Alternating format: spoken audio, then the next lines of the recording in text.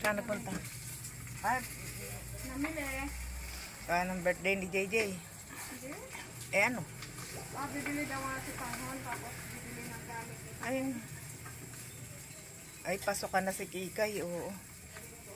Magmamatrikula na naman siya ng 28 ba? 28,000. Ano yun? Christmas. Kapal ng kangkong na naman din sa atin. Saka sa Agos, di ba? Kaya mo na, pagkapal lang ang... Makapal na naman ang kangkungan.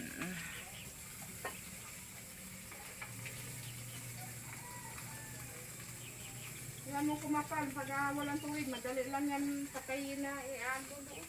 Oo nga. Puno na naman yung sa kangkungan. Yan, malakas na naman ang agos.